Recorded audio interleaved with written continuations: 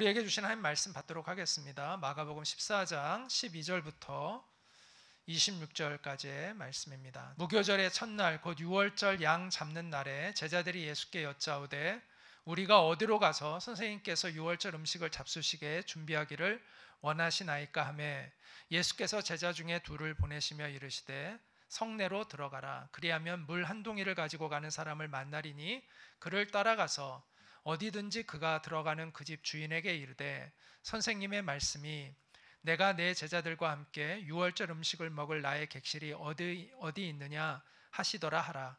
그리하면 자리를 펴고 준비한 큰 다락방을 보이리니 거기서 우리를 위하여 준비하라 하시니 제자들이 나가 성내로 들어가서 예수께서 하시던 말씀대로 만나 유월절 음식을 준비하니라. 저물매 그 12를 데리시고 가서 다 앉아 먹을 때 예수께서 이르시되 내가 진실로 너희에게 이르노니 너희 중에 한 사람 곧 나와 함께 먹는 자가 나를 팔리라 하신대 그들이 근심하며 하나씩 나는 아니지요 하고 말하기 시작하니 그들에게 이르시되 12 중에 하나 곧 나와 함께 그릇에 손을 넣는 자니라. 인자는 자기에 대하여 기록된 대로 가거니와 인자를 파는 그 사람에게는 화가 있으리로다. 그 사람은 차라리 나지 아니하였더라면 자기에게 좋을 뻔하였느니라 하시니라. 그들이 먹을 때 예수께서 떡을 가지사 축복하시고 떼어 제자들에게 주시며 이르시되 받으라 이것은 내 몸이니라 하시고 또 잔을 가지사 감사기도 하시고 그들에게 주시니 다 이를 마시매 이르시되 이것은 많은 사람을 위하여 흘리는 나의 피 곧 언약의 피니라. 진실로 너희에게 이르노니 내가 포도나무에서 난 것을 하나님 나라에서 새 것으로 마시는 날까지 다시 마시지 아니하리라 하시니라. 이에 그들이 찬미하고 감난산으로 가니라. 이것은 살아계신 하나님의 말씀입니다. 아멘. 네, 오늘 계속해서 마가복음 시리즈 설교 최후의 만찬이라는 제목으로 말씀을 전하도록 하겠습니다.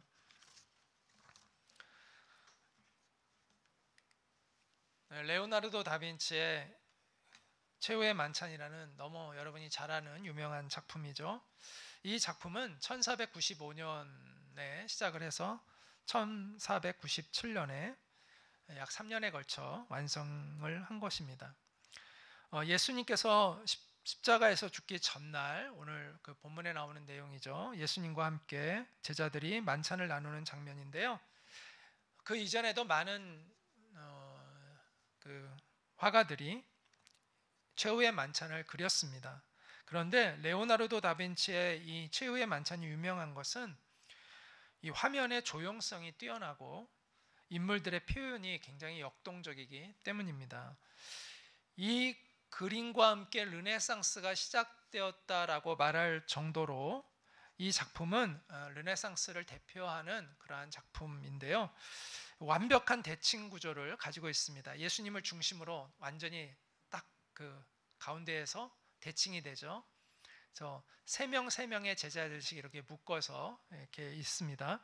그리고 원근법이 적용되어 있습니다. 원근법으로 유명한 그림입니다. 이렇게 모아져 있잖아요. 멀리 있는 거는. 그래서 원근법이 드러나게 되어 있는 그러한 작품입니다. 예전에는 이런 작품이 거의 없었나 봐요. 그리고 예수님을 중심으로 한 제자들의 표정들이 이제 예수님이 십자가에 죽으실 것을 이야기하시고 그다음에 누가 나를 팔 것을 이제 이야기하실 때 그들의 그 당황하는 표정들, 그러한 표정들이 생생하게 잘 묘사되어 있습니다. 그래서 이 작품은 최고의 명화 중에 하나로 평가되고 있습니다. 근데 실제 이러한 모습으로 식사를 하진 않으셨겠죠. 일단 이렇게 테이블도 그렇고 이건 그 당시에 그 유럽의 사람들의 문화에 익숙한 그림이고 실제 고증되어진 것은 아닙니다. 이런 형태는 아닙니다. 자, 그러면 어떤 모습이었을까? 마가복음 14장 12절은 무교절의 첫날 곧 유월절 양 잡는 날. 여기서 무교절과 유월절이 둘 다 나옵니다. 이렇게 이 유월절 양 잡는 날에 이 만찬이 있었다라고 이야기를 하고 있습니다. 지난주에도 말씀드렸는데 유월절과 무교절은 연결되어 있는 명절입니다. 그래서 이거를 다 뭉뚱그려서 어떨 때는 유월절로 어떨 때는 무교절이라고도 표현을 했어요. 그래서 유월절과 무교절은 그냥 막 그렇게 섞어서 그 당시에 이스라엘 사람들이 썼던 겁니다. 근데 정확히 말하면 1월 14일, 종교력으로 1월 14일이 6월절이고요. 1월 15일부터 21일이 이제 무교절입니다. 그런데 오늘 본문은 1월 14일 저녁이었다라는 것을 이야기를 해줍니다. 왜냐하면 6월절 양 잡는 날이라고 이렇게 표현하고 있기 때문입니다.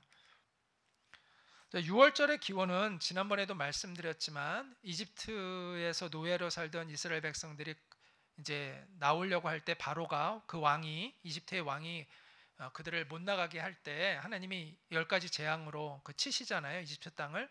그때 이제 마지막 재앙이 모든 집의 첫 태생이 죽는 겁니다. 짐승의 첫 태생이든 사람의 첫 태생이든 장자들은 다 죽었어요. 그런데 양의 피를 문설주에 바른 이스라엘 백성들의 집만은 죽음이 지나갔습니다. 그래서 6월 지나갔다는 뜻으로 그것을 6월절이라고 이렇게 부르면서 이스라엘 백성들이 이것을 기념을 했습니다.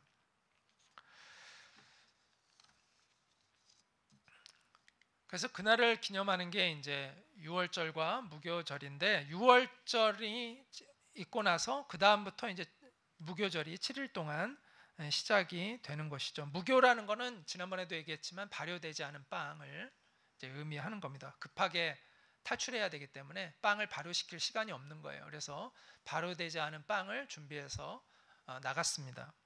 그래서 이 날을 이제 6월절 무교절 이렇게 이야기를 합니다.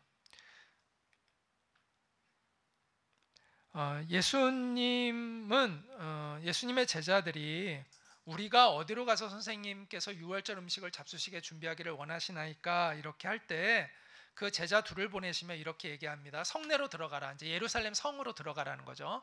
그래야면 물 한 동이를 가지고 가는 사람을 만날 텐데 그를 따라가서 그가 들어가는 그 집 주인을 만나면 이렇게 얘기하라는 거예요. 선생님의 말씀이 예수님을 얘기하는 거죠.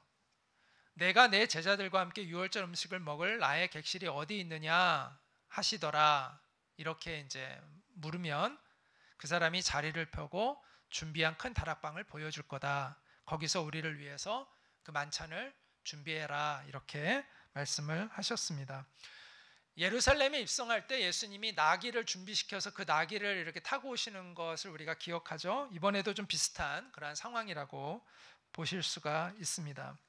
예수님이 미리 그 주인에게 얘기해 놓은 것인지 아니면 예수님께서 이렇게 미리 보시는 어떤 능력 가운데서 그렇게 말씀하신 것인지는 정확히 알 수가 없는데 하여튼 예수님은 특별한 장소를 예비하고 계셨고 제자들이 그 장소에 가서 준비할 수 있게 하셨습니다. 이 6월절 만찬을 한 장소는요, 큰 다락방이라고 얘기하는데 그 당시에 이스라엘 집들은 대부분의 집들이 다락방이 있었다고 합니다. 그런데 많은 사람이 모일 수 있는 큰 다락방을 가진 집은 많지는 않았겠죠. 근데 이 집이 큰 다락방을 가졌는데 아마도 학자들은 이 마가복음의 저자인 마가의 집이었을 것이다. 이렇게 추정을 합니다. 마가의 다락방이라는 얘기가 이후에도 성경에 몇 번 나오거든요. 그래서 이 마가의 다락방에 모였을 것이다. 그리고 아마 예수님이 그 집 주인에게 요청을 했던 그 집 주인이 아마 마가의 아버지였을 것이다. 이렇게 추정을 합니다. 자, 6월절의 모습은요, 이런 모습입니다. 오히려 우리나라처럼 방바닥이에요. 마루에 이렇게 방바닥에 엉덩이를 대고 앉아서 먹는데 특히 6월절에는 되게 편안하게 이렇게 비스듬히 누워서 먹는 사람이 많았습니다. 여기서 이제 레오나르도 다빈치의 그림과 많이 대조가 되죠. 그래서 편안하게 먹는 이 이유는 유대인의 음식은 일단 국물 음식이 아니기 때문에 이렇게 누워서 먹기가 편해요. 우리나라처럼 이렇게 국물 음식이면 막 흘리고 하니까 지저분한데 그럴 염려가 거의 없고요. 그 다음에 해방되었던 걸 상징하는 겁니다. 편안하게 이렇게 프리하게 이렇게 좀 자유롭게 앉는 것이 이제 우리가 해방되었다는 걸 상징하는 거예요. 그래서 유대인의 전통에서는 어린아이가 이런 질문을 하게끔 되어 있습니다. 왜 오늘은 우리가 비스듬히 누워서 빵을 먹습니까? 이제 6월절에 대한 몇 가지 이유들을 묻는데 그 중에 하나가 왜 우리는 오늘 비스듬히 누워서 빵을 먹습니까? 그러면은 그 아버지가 우리가 자유를 얻었기 때문이다. 이렇게 대답을 해주는 게 하나의 예식이에요. 6월절 이 만찬은 크게 4번의 포도주를 마시는 것으로 이제 시작하고 끝마칩니다.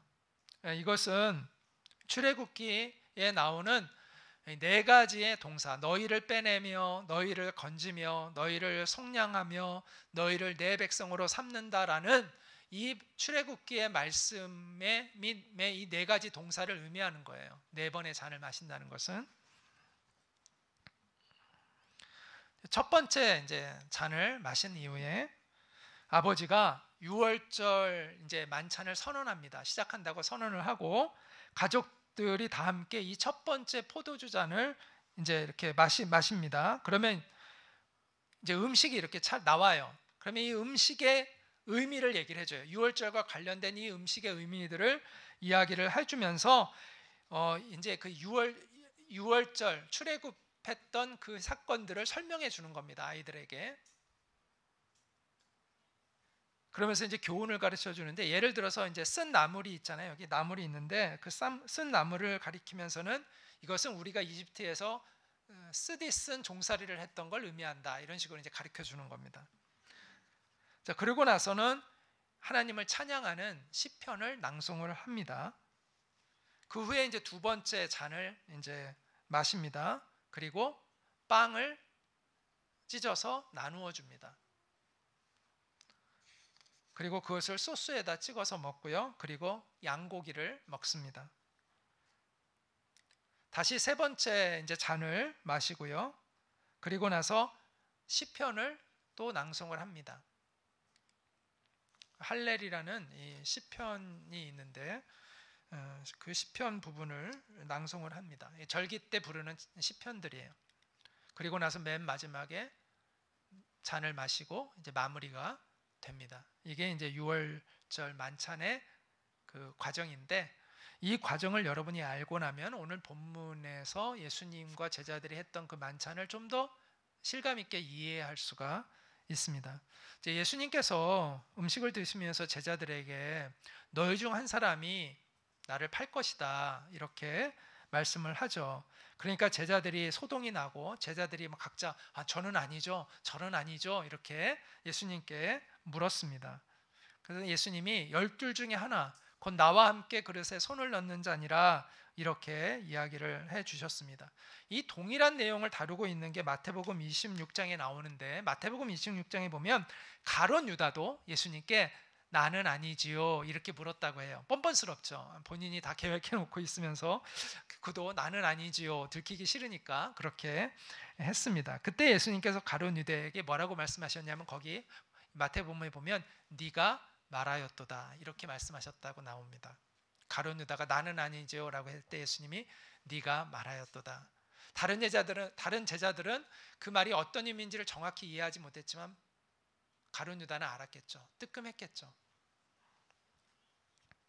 예수님은 가룟 유다를 마음에 두시고 제자들에게 이렇게 말씀하신 걸 본문에 보게 됩니다. 인자는 자기에 대하여 기록된 대로 가거니와 인자를 파는 그 사람에게는 화가 있을 것이다.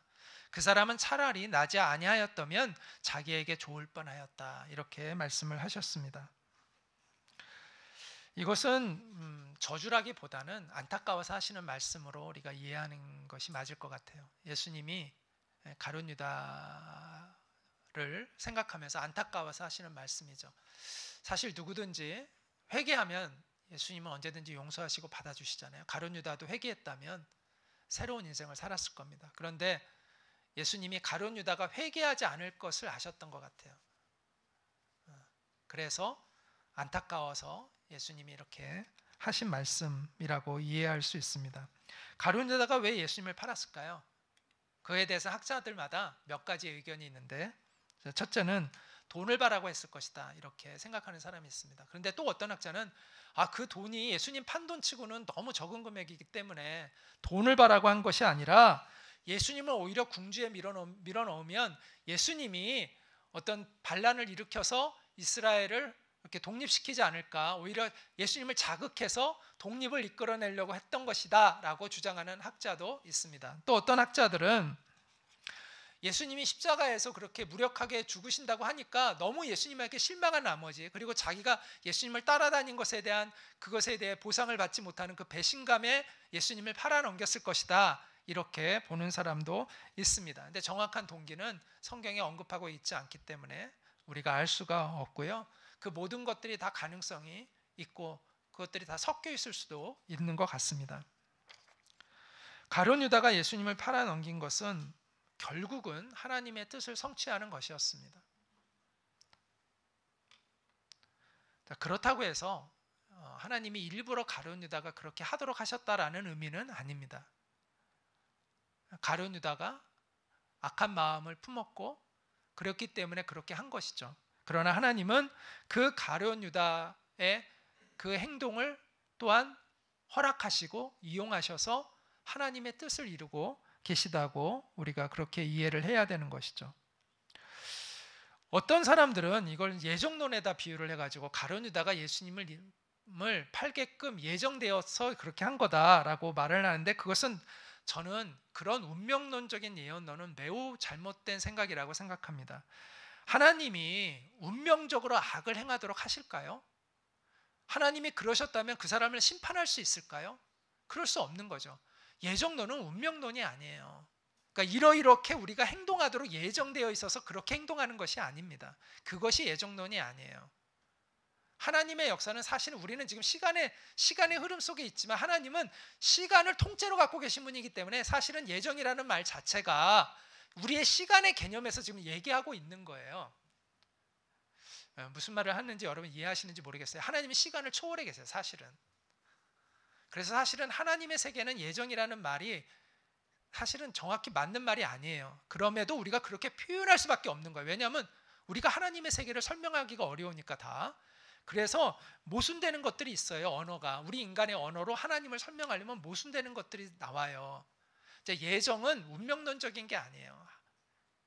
하나님의 주권과 은혜를 강조하기 위한 그러한 표현이에요. 그래서 하나님이 일부러 가룟 유다가 악을 행하게끔 만드신 것이 아니다라는 것입니다. 여기서 말하고자 하는 포인트는, 그래서 가룟 유다는 자신이 한 행동에 대하여 책임을 지게 되는 것입니다. 우리가 우리의 행동에 대하여 책임을 지는 이유는 우리에게 도덕적인 책임이 있고 우리는 그것을 선택할 자유가 있기 때문인 것이죠.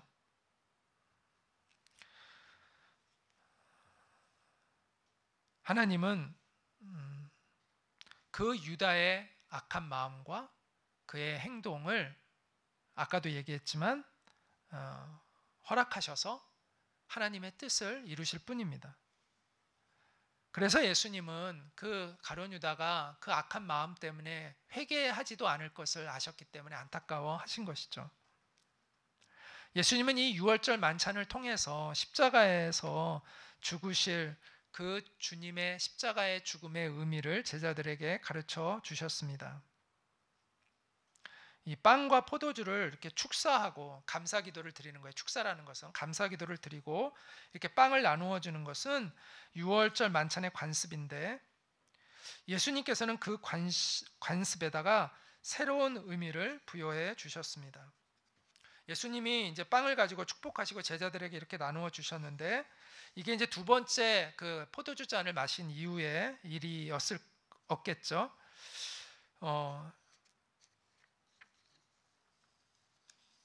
빵을 나누어 주신 것이 특별한 게 아니라, 이제 여기에서의 특별함은 뭐가 특별함이냐면 예수님이 하신 말씀입니다. 이것은 내 몸이라라고 하신 이 말씀이 굉장히 특별한 거예요. 뜯긴 빵이 예수님이 십자가에서 뜯기시는 몸을 상징한다고 말씀하신 것입니다. 또 예수님은 식사를 마친 후에 이렇게 잔을 들어서 감사의 기도를 하셨는데 이렇게 말씀하시죠. 이것은 많은 사람을 위하여 흘리는 나의 피, 곧 언약의 피니라, 이렇게 말씀을 하셨습니다. 그 잔을 들어서 감사하는 기도를 하신다고 할 때 그 감사하는이라는 그 단어가 그 유카리스테오라는 단어를 쓰거든요. 근데 이 성찬을 유카리스트라고 합니다. 그러니까 감사하다라는 이 동사에서 나온 그 단어를 사용합니다. 그래서 성찬은 감사의 의미가 굉장히 많이 들어가 있는 그런 의미가 있어요. 근데 예수님은 이 잔을 나누어 주시면서 이것은 많은 사람을 위하여 흘리는 나의 피라고 이야기를 하셨습니다. 여기서 언약에 해당하는 이 단어는 디아데케라는 건데, 헬라어에서는 언약이라는 단어가 두 가지 단어를 써요. 디아데케라는 단어가 있고요, 신데케라는 단어가 있는데, 디아데케는 한쪽이 일방적으로 계약을 만드는 거예요. 그럼 상대방은 이걸 변경할 권한이 없어요. 뭐만 할 수 있느냐? 상대방이 제안하는 계약을 내가 받아들일 것인가 말 것인가만 결정할 수가 있어요. 오늘 여기서 쓰이는 언약이라는 이 단어는 디아데케라는 단어를 썼어요. 다시 말해서 하나님이 일방적으로 주도하시는 계약이라는 거예요. 우리는 뭐만 할 수 있어요? 그것을 계약을 할 것인가 말 것인가만 결정할 수 있어요. 내용을 우리가 어떻게 할 수가 없어요. 만약을 내용을 바꿀 수 있는 그런 동등한 계약은 신데케라는 다른 단어가 있습니다. 근데 여기서의 이 언약의 피라고 할 때 이 언약은 디아데케라는 단어를 쓰고 있는 것입니다. 그래서 이 예수님의 십자가를 통해서 우리를 구원해 주시는 하나님의 이 언약은 하나님이 내용을 다 만드신 언약이에요. 우리는 그것을 받아들이느냐 말 것이냐만 결정할 수 있을 뿐입니다.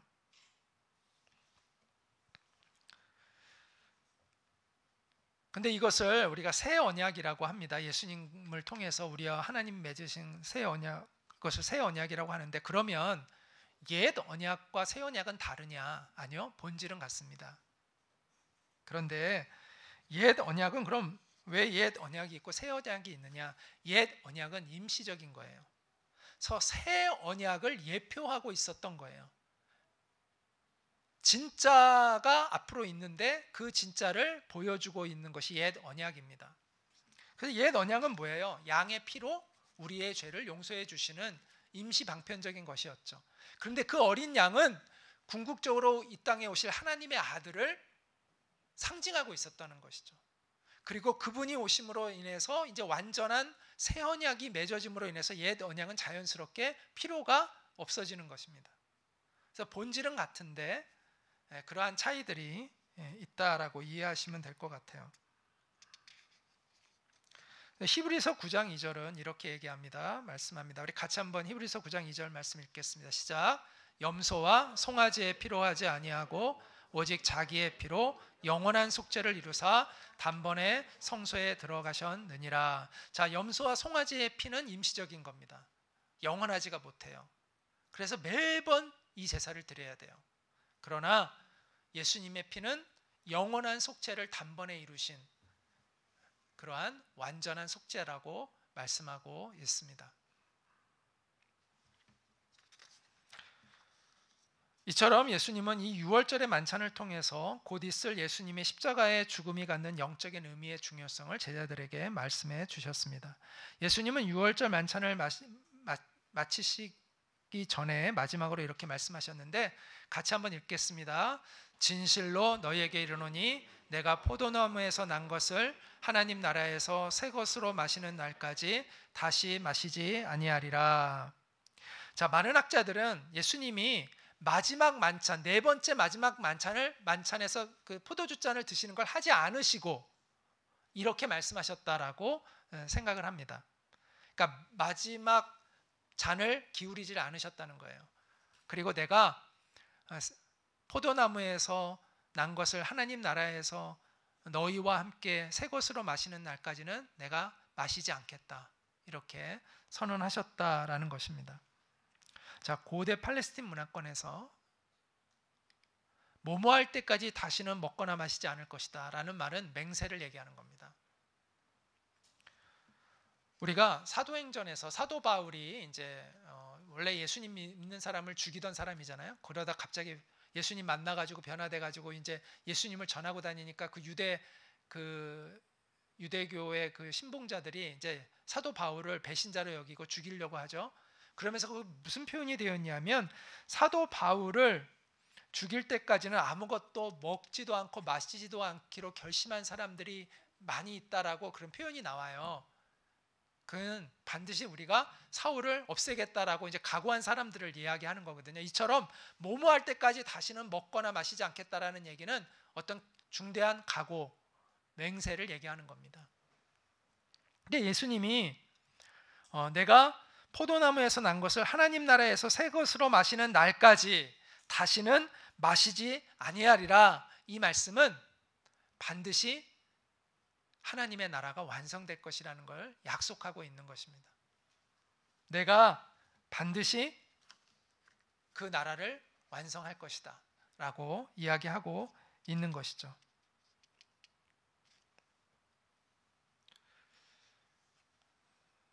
본문은 예수님과 제자들이 이제 마지막 잔을 기울이지는 않고 하나님께 찬양을 함으로 이 만찬을 마무리했다라고 이야기해주고 있습니다.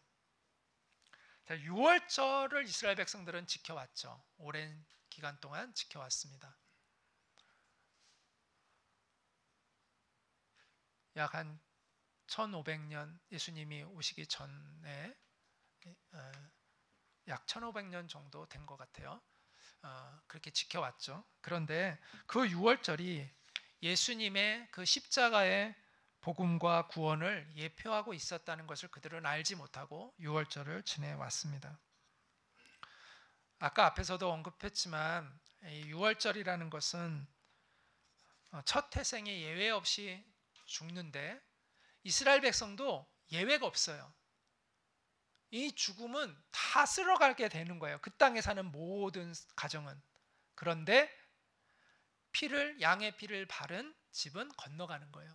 근데 이스라엘 백성들은 그걸 알았기 때문에 양의 피를 문설주에 발랐기 때문에 건너갔다는 것이죠. 그것처럼 모든 사람은 예외 없이 죄로 죽음을 겪게 되는데, 죽는데 예수님의 보혈을 의지한 사람은 그 죽음이 건너간다는 거예요. 그것을 이 6월절이 보여주고 있었던 것입니다. 그래서 예수님은 제자들에게 이제 6월절을 기념하는 것이 아니라 이제 너희가 나를 기념하라 라고 알려주고 있는 것이죠. 그래서 누가복음 22장 19절에 보면 너희가 이를 행하여 나를 기념하라 이렇게 말씀하고 있는데, 이게 우리가 오늘날 하고 있는 성찬이죠. 우리가 보통 교회들이 1년에 2번 정도 성찬을 하는데 어떤 교회는 매월 하기도 하고요. 이 성찬의 의미가 바로 이 주님의 죽으심을 기념하는 것입니다. 우리는 본문을 통해서 성찬의 의미를 3가지로 우리가 생각해 볼 수가 있습니다. 첫째는 언약입니다. 성찬의 첫째 의미는 언약입니다. 자, 예수님이 이렇게 말씀하셨는데, 자, 우리 24절 같이 읽어보겠습니다. 시작. 이것은 많은 사람을 위하여 흘리는 나의 피, 곧 언약의 피니라. 하나님은요, 약속에 신실하시죠. 약속을 어길 수가 없는 분이에요. 그래서 10번째 그 재앙이 임할 때 그 문설주에 양의 피를 바른 그 이스라엘 백성들의 집은 양의 피를 바르면 그 집은 살려주겠다고 약속해 주셨고, 하나님은 그렇게 그 약속에 신실하셨습니다. 지금도 하나님은 그 약속에 신실하세요. 예수 그리스도의 피를 의지하는 사람에게는 내가 자비를 베풀 것이다. 그 약속을 하나님은 지키십니다. 성찬은 우리로 하여금 우리가 그 하나님의 언약 가운데 있는 백성이라는 것을 깨닫게 해주는 그러한, 감사하게 하는 그러한 예식이죠. 또 하나, 2번째 성찬의 의미는 연합입니다. 자, 연합과 관련해서 예수님은 빵이 자신의 몸을 의미하고 포도주는 자신의 피를 의미한다고 말씀을 하셨죠. 자, 그거 빵을 먹고 마시면 어떻게 돼요? 그것이 우리의 몸 안에 들어오죠. 그럼 내 몸과 내 몸의 하나가 되잖아요. 그것처럼 예수님이 우리와 하나가 되신다는 것을 의미합니다. 그것을 우리가 그리스도와의 연합이라고 이야기를 하죠. 우리가 예수님과 어떻게 연합이 되죠? 그것은 그냥 상징이 아닙니다. 실제입니다. 어떻게 실제가 되죠? 그리스도의 영이신 성령님이 우리 안에 오심으로 그것이 실제가 된 것이죠. 그래서 이 성찬은 우리 안에 오신 성령님, 그래서 우리와 연합을 이루신 그 주님을 기억하게 하는 것입니다. 그런데 성찬은요, 그리스도와의 연합만을 의미하는 것이 아니라 그리스도 안에 있는 공동체의 연합도 의미하고 있습니다. 유월절은 가족들의 만찬이잖아요. 유대인들의 가족들이 만찬을 하는 건데 예수님은 가족들이랑 만찬을 안 하시고 제자들과 만찬을 하셨어요. 자, 우리도 교회 안에서 만찬을 하잖아요. 우리 안에 새로운 믿음의 가족들이 있다는 것을 기억하는 것입니다. 마가복음 3장에 보면 예수님이 이제 가족들이 예수님 미쳤다고 해서 미쳤다고 여기고 예수님을 찾아옵니다. 예수님의 가족들도 예수님이 하나님의 아들이라는 그 정체성을 명확히 전혀 모르고 있었죠. 마리아만 어느 정도 감지하고 있었고 다른 형제들은 전혀 몰랐죠. 그래서 예수님이 미쳤다고 생각하고 예수님을 데려가려고 하는데 예수님이 뭐라고 이야기하시냐면 예수님에게 와서 당신의 어머니와 형제들과 누이들이 당신을 찾습니다라고 하니까 뭐라고 예수님 말씀하셨죠? 누가 내 어머니이며 동생들이냐 이렇게 말씀하시면서 내 새 어머니와 새 동생들을 봐라. 누구든지 하나님의 뜻대로 행하는 자가 내 형제요 자매요 어머니다. 이렇게 말씀을 하신 것을 우리는 기억합니다. 성찬은 이처럼 우리 안에 새로운 또 믿음의 가족들이 있다라는 것을 기억하게 하는 그러한 예식이라고 생각할 수 있는 거죠. 자, 또 하나는 소망을 의미합니다. 성찬은 소망을 의미합니다. 자, 우리 다시 한번 이 말씀 25절 읽겠습니다. 진실로 너희에게 이르노니 내가 포도나무에서 난 것을 하나님 나라에서 새 것으로 마시는 날까지 다시 마시지 아니하리라. 아까도 얘기한 대로 이것은 하나님 나라를 완성하겠다는 예수님의 약속이라고 말씀을 드렸습니다. 자, 우리의 궁극적인 소망은 뭐죠?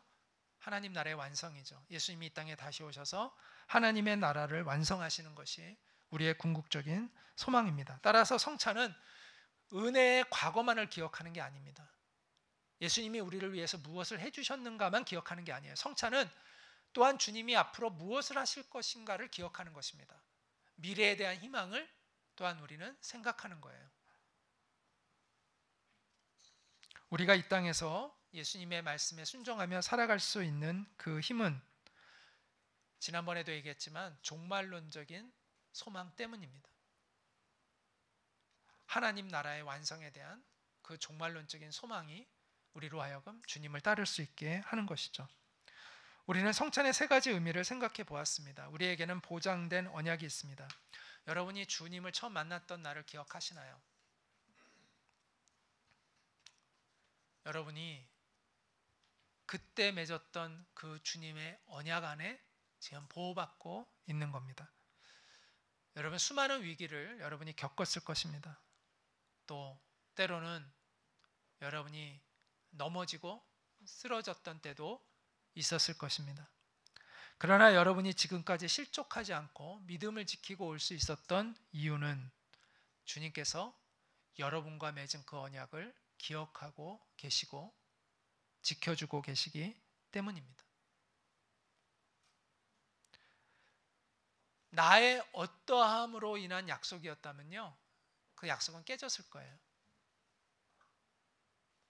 근데 나의 어떠함으로 인한 약속이 아닙니다. 하나님의 하나님 되심으로 인한 언약이기 때문에 이 언약은 깨지지 않는 것이죠. 주님의 일방적인 사랑과 은혜로 맺은 약속이기 때문에 하나님께서 나의 어떠함과 상관없이 이 약속을 지키고 계신 것입니다. 그래서 그 약속은요, 견고하고 흔들리지 않습니다. 우리는 그것을 기억하면서 감사해야 할 것입니다. 또 하나, 아까 보장된 연합에 대한 이야기를 연합에 대해서 얘기했는데 우리에게는 보장된 연합이 있습니다. 예수님이 내가 세상 끝날까지 너희와 항상 함께 있으리라 라고 약속해 주셨죠. 우리의 감정이 중요하지 않습니다. 자꾸 우리는 감정으로 하나님이 함께하고 계시는가 안 계신가를 생각하려고 합니다. 그런데 여러분, 감정이 여러분의 마음의 결론이 되면 안 되고요, 하나님의 말씀이 우리의 결론이 되어야 합니다. 하나님이 약속하셨잖아요. 내가 항상 너희와 함께 있으리라. 우리는 그 약속의 말씀에 서야 합니다. 또 우리에게는 보장된 소망이 있습니다. 한국 전쟁 때 한 군목이 전쟁터에 있는 군인들에게 기도 제목을 받았습니다. 그때 한 병사가 군목에게 내어놓은 기도 제목이 다음과 같았다고 합니다. 뭐라고 기도 제목이 있냐면 제게 내일이 있도록 기도해 주십시오. 저에게 내일이 있도록 기도해 주십시오. 그 짧은 기도에 많은 것이 담겨 있는 것 같아요.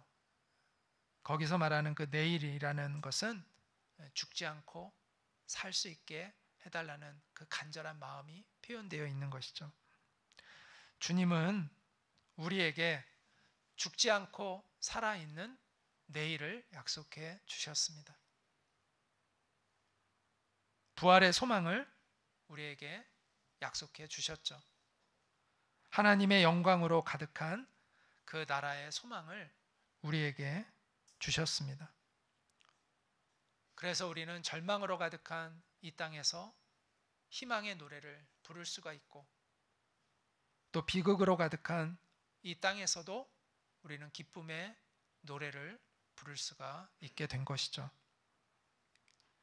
보장된 언약, 보장된 연합, 그리고 보장된 소망을 주신 우리 주 예수 그리스도를 찬양합니다. 주님이 보혈로 세우신 그 견고한 언약을 붙드는 여러분 되시기를 바랍니다. 주님과의 그 신비로운 연합을 누리는 여러분이 되시기를 바랍니다.